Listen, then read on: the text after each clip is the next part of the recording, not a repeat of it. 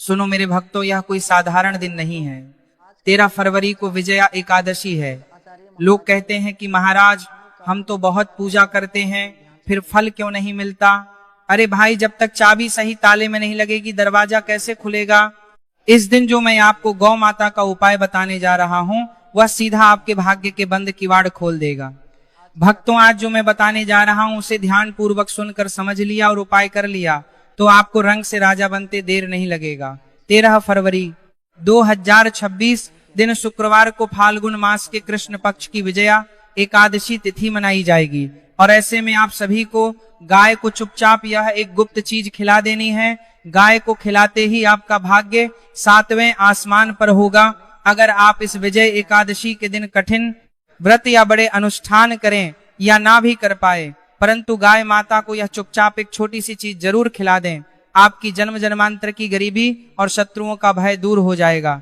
आज के वीडियो में हम आपको एक ऐसी गुप्त रहस्यमयी चीज के बारे में बताने जा रहे हैं जिसे गाय माता को अगर कोई व्यक्ति विजया एकादशी के दिन चुपचाप खिला देता है तो उस व्यक्ति का विजय निश्चित हो जाता है, यानी उसे हर कार्य में सफलता मिलने लगती है। उसके जीवन में चल रही सभी परेशानियों से उसे मुक्ति मिल जाती है, क्योंकि फाल्गुन मास का यह दिन कोई साधारण दिन नहीं होता।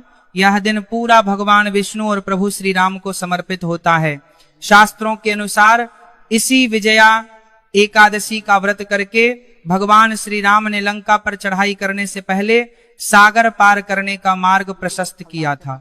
और इस विजय दिलाने वाली तिथि पर अगर भगवान श्री कृष्ण की प्रिय गाय को या एक चीज गुप्त तरीके से खिला देते हैं तो आपकी जन्म जन्मांतर की गरीबी और असफलता दूर हो जाती है। इस वीडियो को बड़े ध्यान से देखिएगा और अंत तक देखिएगा, वरन आप पूरी जिंदगी पछताते रहेंगे अगर आपने काट पीट कर वीडियो देखा। क्योंकि दोस्तों, कोई साधारण सी चीज हम आपको नहीं बताने जा रहे हैं, यह एक ऐसी रहस्यमयी चीज है जो हमारे शास्त्रों में साफ साफ लिखी गई है। यह एक चीज आपके भाग्य को पूरी तरह से बदल कर रख देगी। इस एक चीज का फल पाने वाला व्यक्ति कभी पराजित नहीं होता। और अगर गाय माता को प्रतिदिन ना खिला पाए तो आप इस विजय एकादशी के दिन खिलाकर पूरे साल का फल प्राप्त कर सकते हैं। 13 फरवरी 2026 शुक्रवार को विजय एकादशी पड़ रही है और इस दिन किया गया छोटा सा कर्म भी जीवन में बड़ा बदलाव लाता है। दोस्तों, विजया एकादशी का नाम ही विजया है, यानी जो आपको हर क्षेत्र में जीत दिलाए। यह वह दिन माना जाता है जब इंसान के पापों का नाश और शत्रुओं पर विजय सबसे जल्दी प्राप्त होती है। इस दिन सच्चे मन से किया गया काम बोले गए 1000 शब्दों से ज्यादा फल देता है। पुराने लोग कहते थे कि इस दिन शरीर कम और आत्मा ज्यादा जागृत रहनी चाहिए, क्योंकि इस दिन ब्रह्मांड इंसान की बाहरी क्रिया नहीं, उसके मन की शुद्धता और संकल्प को देखता है। आज के समय में सबसे बड़ी समस्या यह हो गई है कि लोग मेहनत तो बहुत करते हैं लेकिन सफलता हाथ नहीं लगती। कोर्ट कचहरी के मामले उलझते हैं, शत्रु हावी रहते हैं या पैसा टिकता नहीं। एक कर्ज उतरता है तो दूसरा चढ़ जाता है। घर में बिना कारण तनाव रहता है, काम बनते बनते अटक जाते हैं। शास्त्रों और पुराने अनुभवों में बताया गया है कि ऐसी स्थिति तब बनती है जब पुराने कर्मों या पितरों से जुड़ी कोई कमी रह जाती है जो बार बार जीवन में रुकावट बनकर सामने आती है। इसीलिए हमारे सनातन धर्म में एकादशी का बहुत महत्व बताया गया है। इसे व्रतों का राजा कहा जाता है। खासकर विजय एकादशी ऐसी मानी गई है जिस पर किया गया दान, सेवा और संयम जीवन की दिशा बदल देता है। यह दिन केवल भूखे रहने का नहीं है, बल्कि अपने जीवन की अव्यवस्था और हार को जीत में बदलने का अवसर माना गया है। अब बात आती है गाय की। गाय को हमारे धर्म में केवल एक पशु नहीं माना गया, गौ माता को 33 कोटि देवी देवताओं का वास कहा गया है। भगवान श्री कृष्ण स्वयं गोपाल थे और गायों की सेवा करते थे। विजया एकादशी के दिन गौ सेवा करने से अश्वमेध यज्ञ के समान फल मिलता है। इसी कारण एकादशी जैसे दिन पर गौ सेवा को विशेष फलदायी माना गया है। शास्त्रों में एक सरल सी बात कही गई है, गावो विश्वस्य मात्रा, अर्थात गाय विश्व की माता है और सभी प्रकार के सुख देने वाली होती है। इसका अर्थ यह नहीं कि गाय कोई चमत्कार कर देती है, बल्कि इसका अर्थ यह है कि गाय के माध्यम से किया गया कर्म सीधे श्री हरि विष्णु तक पहुंचता है। विजया एकादशी का महत्व इसीलिए भी ज्यादा है क्योंकि इस दिन दिखावे से किया गया काम बेकार हो जाता है। अगर आपने एकादशी का दान किया, सेवा की और लोगों को दिखाने लगे, फोटो वीडियो बनवाने लगे, तो उसका असर कम हो जाता है। पुराने समय में लोग इस दिन जो भी करते थे चुपचाप करते थे। इस दिन एक और बात का ध्यान रखना बहुत जरूरी माना गया। किसी की निंदा ना करें, झूठ ना बोले और किसी भी जानवर को कष्ट ना दें, खासकर गाय को। अब तक आपने जो सुना वह समझने के लिए जरूरी था। अब ध्यान से सुनिए, क्योंकि अब वह उपाय बताया जा रहा है जिसे अंत तक सुनना और वैसा ही करना जरूरी है। लेकिन उससे पहले आप यह समझ लीजिए कि विजय एकादशी के दिन गाय का छोटा सा उपाय आपको कितना फल देगा। प्राचीन समय की बात है। एक नगर में धर्मदत्त नाम का एक व्यक्ति रहता था।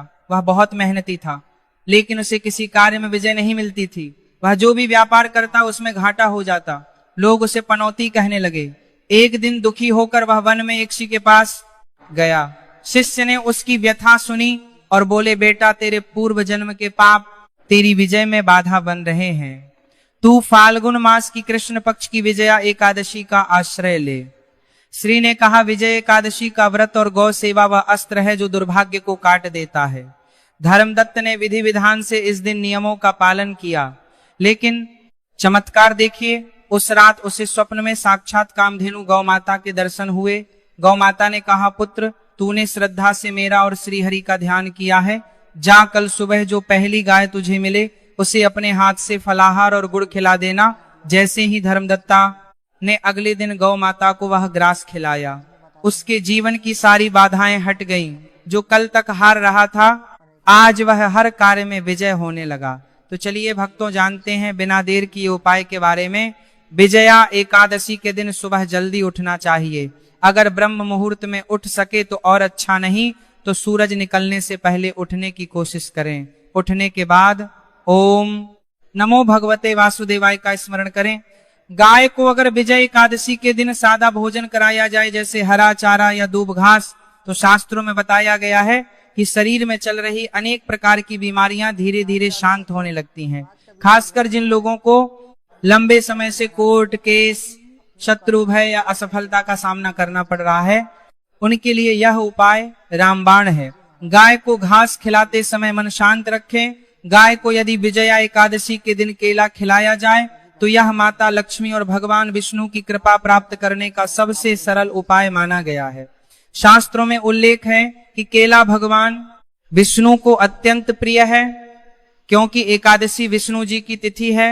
जब गाय माता को यह फल खिलाया जाता है तो धन और सफलता से जुड़ी रुकावटें तत्काल हटने लगती हैं। जिन लोगों का प्रमोशन रुका है या व्यापार नहीं चल रहा, उनके लिए यह उपाय बताया गया है। गाय को अगर कर्ज से मुक्ति के लिए भोजन कराना हो तो विजय एकादशी के दिन थोड़ा सा गुड़ खिलाना चाहिए। सर्वोत्तम यही है कि इस दिन गाय को फल, गुड़ और हरा चारा ही खिलाएं, क्योंकि एकादशी पर अन्न का त्याग श्रेष्ठ माना जाता है। लेकिन अगर आप रोटी खिलाना ही चाहते हैं तो वह ताजी होनी चाहिए और उसमें नमक नहीं होना चाहिए। रोटी खिलाते समय मन में कर्ज मुक्ति का भाव रखें। गाय को नौकरी या काम में सफलता के लिए विजय एकादशी के दिन भीगी हुई चने की दाल और गुड़ खिलाना अत्यंत शुभ माना गया है। शास्त्रों में कहा गया है कि यह उपाय गुरु ग्रह को मजबूत करता है और मेहनत का फल दिलाता है। जिन लोगों का काम बार बार अटक जाता है, इंटरव्यू के बाद भी चयन नहीं होता, उनके लिए ये उपाय बताया गया है। गाय को अगर विवाह में आ रही रुकावट को दूर करने के लिए खिलाना हो तो विजय एकादशी के दिन 2 केले और थोड़ा सा केसर या हल्दी लगा गुड़ देना बताया गया है। जिन लोगों की शादी तय होकर टूट जाती है, यह उपाय करने से बाधाएं हटती हैं। साथ ही स्नान के साथ साथ विजय एकादशी पर दान का विशेष महत्व बताया गया है। लेकिन ध्यान रहे, इस दिन चावल का दान भूलकर भी ना करें और ना ही चावल का प्रयोग करें। इस दिन फलों का दान, वस्त्र दान, तिल दान, कंबल दान और निर्धनों की सहायता करना विशेष पुण्य देने वाला माना गया है। लेकिन भक्तों, दान का अर्थ केवल देना नहीं है, अहंकार का त्याग है। अब हम विजया एकादशी के सबसे मुख्य विषय पर चर्चा करने जा रहे हैं, जो है व्रत और पूजन। भक्तों, शास्त्र कहते हैं विजया एकादशी का व्रत रखने से भयंकर पाप भी नष्ट हो जाते हैं और मनुष्य को विजय की प्राप्ति होती है। पद्म पुराण के अनुसार स्वयं भगवान श्री राम ने लंका जाने से पहले सागर तट पर इस व्रत को किया था। विजया एकादशी के दिन भगवान श्री हरि विष्णु के श्री राम स्वरूप का स्मरण अत्यंत पुण्यकारी माना गया है। कहा आ गया है कि इस दिन यदि कोई व्यक्ति व्रत रखकर केवल भगवान का नाम जप भी कर ले तो उसे वाजपेय या यज्ञ का फल मिलता है। इसके अलावा इस दिन पितरों की मुक्ति के लिए भी प्रार्थना का विशेष महत्व है। एकादशी के व्रत का पुण्य अगर पितरों को अर्पित किया जाए तो वे नीच योनि से मुक्त होकर वैकुंठ प्राप्त करते हैं। भक्तों, व्रत का वास्तविक उद्देश्य केवल भूखा रहना नहीं है, बल्कि अपनी इंद्रियों पर विजय प्राप्त करना है। जब मनुष्य सात्विक रहता है, अन्न का त्याग करता है, तब उसे अपने ही विचारों और संयम का महत्व समझ आने लगता है। शास्त्र कहते हैं कि जो व्यक्ति विजया एकादशी के दिन व्रत रखकर अपने मन को जीत लेता है वह दुनिया को जीत सकता है। स्कंद पुराण में कहा गया है कि एकादशी के दिन जो व्यक्ति संयम रखकर भगवान विष्णु की आराधना करता है उसके जीवन के समस्त पाप जलकर भस्म हो जाते हैं। इसका अर्थ यह नहीं है कि पाप ऐसे ही मिट जाएंगे, बल्कि जब आप संकल्प लेते हैं और अन्न जल का त्याग कर तप करते हैं तो वह तपग्नि पापों को जलाती है, स्नान शरीर को शुद्ध करता है। लेकिन एकादशी का व्रत आत्मा को शुद्ध करता है। विजय एकादशी के दिन किया गया दान भी अमूल्य है, लेकिन याद रखें इस दिन अन्न का दान सावधानी से करें, चावल का दान ना करें। फलों का दान सबसे श्रेष्ठ है। वस्त्र दान करने से मान सम्मान में वृद्धि होती है। गौ दान या गौ सेवा करने से समस्त पापों का क्षय होता है। मनुस्मृति में स्पष्ट कहा गया है कि संयम सर्वार्थ साधनम, यानी संयम ही सब कुछ दिलाता है। इसलिए विजया एकादशी पर ध्यान और मानसिक जप का विशेष महत्व है।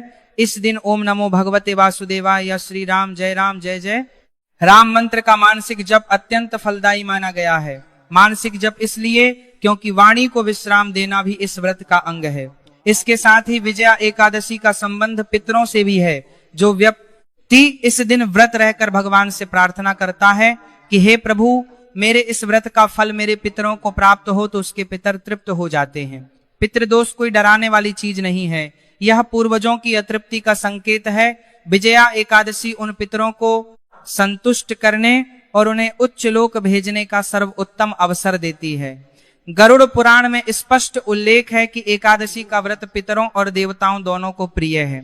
अब बात करते हैं भोजन की। विजया एकादशी के दिन भोजन के नियम बहुत सख्त होते हैं।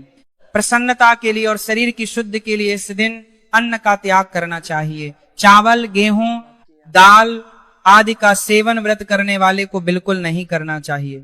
जो लोग पूर्ण निर्जल व्रत नहीं रख सकते उनके लिए शास्त्रों में फलाहार का विधान है। आप कुट्टू के आटे की पूरी, सिंघाड़े का हलवा, साबूदाने की खिचड़ी, फल, दूध, दही और मखाने ग्रहण कर सकते हैं। गाजर, शकरकंद, आलू और कंदमूल स्वीकार्य माने गए हैं, लेकिन ध्यान रहे भोजन में सेंधा नमक का ही प्रयोग करें। भोजन सीमित मात्रा में करें। पेट भरने के लिए नहीं बल्कि शरीर को चलाने के लिए खाएं। इस दिन तामसिक भोजन तो महापाप माना गया है। प्याज, लहसुन, मांस, मदिरा और मसूर की दाल, इनका घर में प्रवेश भी नहीं होना चाहिए। बाहर का बना हुआ भोजन भी वर्जित है। विजया एकादशी पर कम खाना, शुद्ध खाना और प्रभु का नाम लेना ही सच्ची साधना है। और यदि आप बीमार हैं या व्रत करने में पूरी तरह असमर्थ हैं तो भी कम से कम चावल का सेवन तो भूलकर भी ना करें और सात्विक भोजन ही ग्रहण करें। राधे दे। जय श्री कृष्ण। भक्तों, महाशिवरात्रि की पावन बेला अब बिल्कुल समीप है और इस समय भोलेनाथ अपने भक्तों पर विशेष कृपा बरसाते हैं। लेकिन क्या आप जानते हैं कि महाशिवरात्रि से पहले घर में एक बहुत ही साधारण सी मात्र 10 की वस्तु का होना कितना जरूरी है, ये माना गया है। साधु संतों और शास्त्रों में बताया गया है कि यह छोटी सी चीज शिवरात्रि की पूजा का आधार बन जाती है। फिर भी हैरानी की बात यह है कि 99% लोग इस रहस्य को आज तक नहीं जानते। कहा जाता है कि यदि महाशिवरात्रि से पहले यह वस्तु घर में नहीं आई तो अनजाने में भोलेनाथ की विशेष कृपा रुक सकती है और जीवन में बाधाएं बढ़ने लगती हैं। वहीं जो भक्त श्रद्धा भाव से समय रहते इस 10 की वस्तु को घर ले आता है, उसके लिए महाशिवरात्रि खाली नहीं जाती। उसके जीवन में धन, सुख और मानसिक शांति का ऐसा प्रवाह शुरू होता है जो पूरे वर्ष बना रहता है। भोलेनाथ इस छोटी सी चीज से तुरंत प्रसन्न हो जाते हैं और इसे एक गुप्त संकेत माना गया है जिसे समझ लेने पर पूजा अपने आप पूर्ण हो जाती है। यही कारण है कि संत कहते हैं कि इस रहस्य को जाने बिना महाशिवरात्रि की तैयारी अधूरी रहती है, क्योंकि यही छोटा सा उपाय आगे चलकर बड़े और चौंकाने वाले परिवर्तन का कारण बन सकता है। 15 फरवरी 2026 को महाशिवरात्रि का पावन पर्व पूरे देश में श्रद्धा और भक्ति के साथ मनाया जाएगा। मित्रों, महाशिवरात्रि केवल एक पर्व नहीं बल्कि भगवान शिव और माता पार्वती के दिव्य मिलन की वह पावन रात्रि है, जिसमें की गई सच्चे मन से पूजा, व्रत और उपाय मनुष्य के जीवन की अनेक समस्याओं को समाप्त कर सकते हैं। आज इस वीडियो में आपको बताएंगे कि भगवान भोलेनाथ को किस प्रकार से प्रसन्न किया जा सकता है, पूजा की सही विधि क्या है, कौन कौन सी सामग्री आपको शिवरात्रि से पहले घर लानी चाहिए और उन सामग्रियों का उपयोग किस प्रकार करना चाहिए। इसके साथ ही हम आपको कुछ विशेष उपाय भी बताएंगे जो गौ माता से जुड़े हुए हैं, और एक ऐसी चमत्कारी वस्तु के बारे में बताएंगे जो इस दिन गौ माता को अवश्य खिलानी चाहिए, जिसकी जानकारी आपको वीडियो के अंत में मिलेगी। इसलिए इस वीडियो को अंत तक अवश्य देखें। अब बिना समय गवाए आइए जानते हैं उन पवित्र वस्तुओं के बारे में जो महाशिवरात्रि से पहले घर लाना अत्यंत शुभ माना गया है। साथ ही जानेंगे पूजा विधि, शुभ मुहूर्त, व्रत नियम और महिलाओं व पुरुषों के लिए व्रत से जुड़ी आवश्यक बातें। प्रिय भक्तों, भगवान भोलेनाथ अत्यंत सरल स्वभाव के हैं। थोड़ी सी सच्ची भक्ति और श्रद्धा से ही वे प्रसन्न हो जाते हैं, लेकिन यदि पूजा में जाने अनजाने कोई भूल हो जाए तो इसका प्रभाव भी देखने को मिलता है। इसीलिए आज हम आपको उन गलतियों के बारे में भी बताएंगे जो इस महाशिवरात्रि पर भूलकर भी नहीं करनी चाहिए। साथ ही यह भी बताएंगे कि कौन सी पूजा सामग्री पहले से एकत्र कर लेनी चाहिए। सबसे पहली और अत्यंत महत्वपूर्ण वस्तु है शिवलिंग।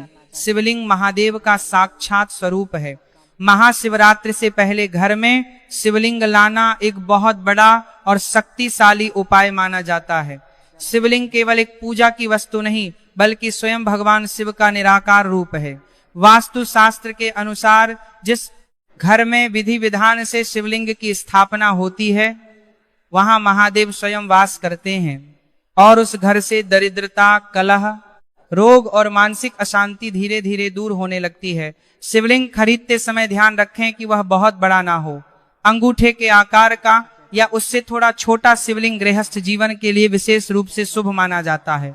शिवलिंग पत्थर, स्फटिक या पारद का हो सकता है, लेकिन साधारण भक्त के लिए पत्थर का शिवलिंग भी अत्यंत फलदायी होता है। शिवलिंग को घर लाते समय उसे लाल कपड़े में लपेटें और मन ही मन ओ नमः शिवाय का जाप करते रहें। घर में शिवलिंग को ईशान कोण अर्थात उत्तर पूर्व दिशा में स्थापित करें और नीचे तांबे या पीतल की थाली अवश्य रखें। महाशिवरात्रि की रात्रि इसी शिवलिंग पर जल, दूध, शहद और बेलपत्र से अभिषेक करने से रुका हुआ धन चलने लगता है और आने वाले समय में ऐसे धन योग बनते हैं कि व्यक्ति स्वयं आश्चर्यचकित हो जाता है। दूसरी महत्वपूर्ण वस्तु है गंगा जल। गंगा जल को शास्त्रों में साक्षात देवी गंगा का स्वरूप माना गया है, जिनका अवतरण भगवान शिव की जटाओं से हुआ था। महाशिवरात्रि से पहले घर में गंगा जल लाना अत्यंत आवश्यक माना गया है, क्योंकि यह न केवल पूजा में उपयोग होता है बल्कि पूरे घर की ऊर्जा को शुद्ध करता है। गंगा जल खरीदते समय ध्यान रखें कि वह शुद्ध हो और उसे प्लास्टिक की बोतल में नहीं बल्कि कांच या तांबे के पात्र में रखें। गंगा जल को कभी भी जमीन पर ना रखें और ना ही शौचालय या रसोई के पास रखें। वास्तु के अनुसार गंगा जल को पूजा स्थल या ईशान कोण में रखने से घर के वास्तु दोष धीरे धीरे समाप्त होने लगते हैं। महाशिवरात्रि के दिन गंगा जल से शिवलिंग का अभिषेक करने का से पितृ दोष, ग्रह दोष और आर्थिक बाधाएं शांत होती हैं। सप्ताह में एक बार गंगा जल को पूरे घर में छिड़कने से नकारात्मक शक्तियां घर से बाहर चली जाती हैं। तीसरी वस्तु है त्रिशूल। त्रिशूल भगवान शिव का सबसे शक्तिशाली अस्त्र है और इसे घर की रक्षा का दिव्य प्रतीक माना गया है। महाशिवरात्रि से पहले घर में छोटा सा त्रिशूल लाना बहुत शुभ होता है।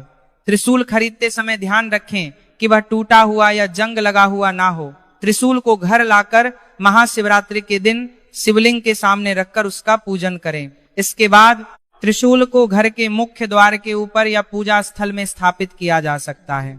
वास्तु शास्त्र के अनुसार त्रिशूल घर को बुरी नजर, तंत्र मंत्र, ईर्ष्या और शत्रु बाधा से बचाता है। जिन घरों में बिना कारण भय, झगड़े या नकारात्मक घटनाएं होती रहती हैं, वहां त्रिशूल रखने से वातावरण में सकारात्मक परिवर्तन देखने को मिलता है। यह त्रिशूल घर के लिए एक दिव्य सुरक्षा कवच बन जाता है। महाशिवरात्रि से पहले मात्र 10 की भांग अवश्य ले आए। यही भांग महाशिवरात्रि के दिन प्रभु शिव शंकर को अवश्य अर्पित करें।